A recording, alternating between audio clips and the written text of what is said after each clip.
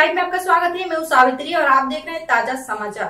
मरवाही में चुनाव प्रचार के दौरान मुख्यमंत्री भूपेश बघेल शुक्रवार की रात्रि विश्राम करने लेदरी गेस्ट हाउस पहुंचे। उनसे मिलने कोरिया जिले के जनप्रतिनिधि और कांग्रेस कार्यकर्ताओं आतुर थे।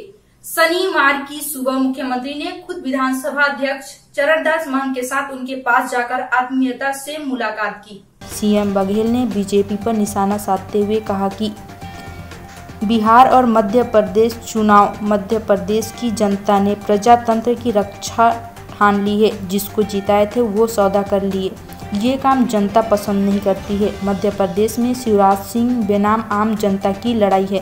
बिहार चुनाव पर सीएम भूपेश बघेल ने कहा कि तेजस्वी के साथ हमारा महागठबंधन है। मेरी ड्यूटी बिहार चुनाव में लगी है। मैं 2-3 दिन वहां रहकर आऊंगा। कांग्रेस हर जगह बेहतर प्रदर्शन करेगी। देखिए, मरवाही है वो कांग्रेस का गढ़ रहा है।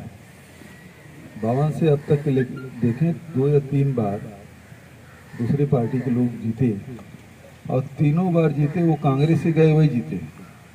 चाहे डॉक्टर भवर सिंह पोते कहिए, चाहे रामदयाल उके कहिए, चाहे जोगी जी कहिए। सर 10 की एकता और संकल्प दिवस पे क्या संदेश है आपका? आज सरदार वल्लभ भाई पटेल की जयंती है, जिसे हम सब लौह पुरुष के नाम से जानते हैं। इंदिरा जी को आयरन लेडी के रूप में जानते हैं।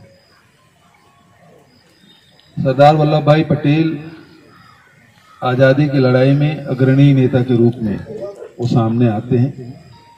इंदिरा जी चूंकि वो छोटी थी तो उन्होंने बानर सेना बना के वो लड़ाई लड़े।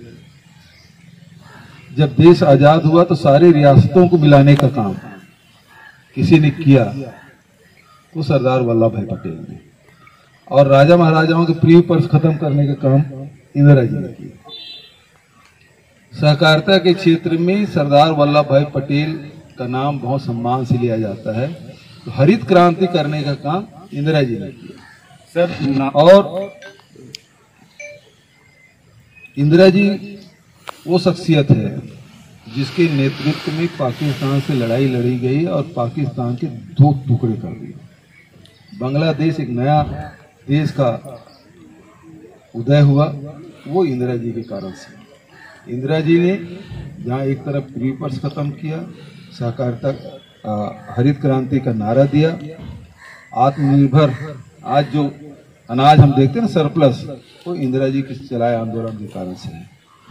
और एक ने देश को एक किया और दूसरे ने एक देश के एकता और अखंडता के लिए अपने प्राणों की आहुति दी। ऐसे महान विभूतियों का एक का जन्म दिवस है और एक की पुण्यतिथि है। हम दोनों महान आत्माओं को, जिन्होंने इस देश के लिए जिया और देश के लिए अपने प्राणों की आहुति दी, ऐसे महान विभूतियों को श्रद्धांजलि अर्पित करते हैं।